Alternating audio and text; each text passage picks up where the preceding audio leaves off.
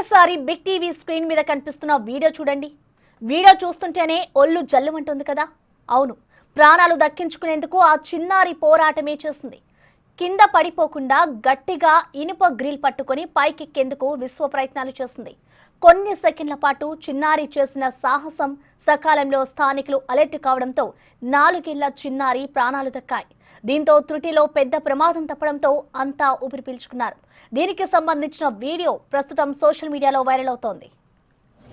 गिर रहा है, एक बच्चा गिर रहा है ऊपर वाला खिड़की में।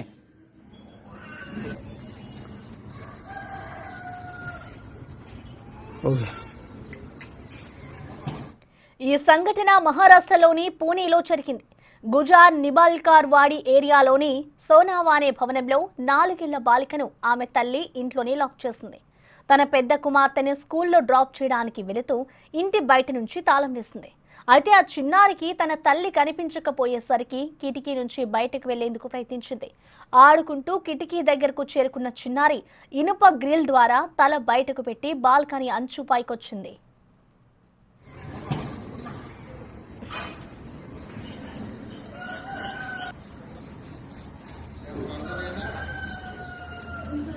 योगेश भाई जो ठेठ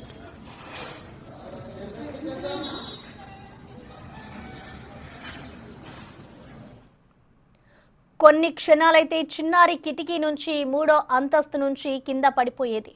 అయితే కింద పడిపోతారని గ్రహించిన బాలిక కిటికీ గ్రిల్ను గట్టిగా పట్టుకుంది. పైకి ఎక్కాలని ప్రయత్నం చేసింది, కానీ ఎక్కడం సాధ్యం కాలేదు. అదే టైంలో పక్కన అపార్ట్మెంట్లో ఉన్నవారు బాలికను ప్రమాదం పొంచి ఉందని గమనించి గట్టిగా కేకలు వేశారు. వీక్లీ ఆఫ్లో ఇంట్లో ఉన్న అగ్నిమాపక సిబ్బంది ఓకేష్ చవన్ వారి అరుపులు విన్నాడు.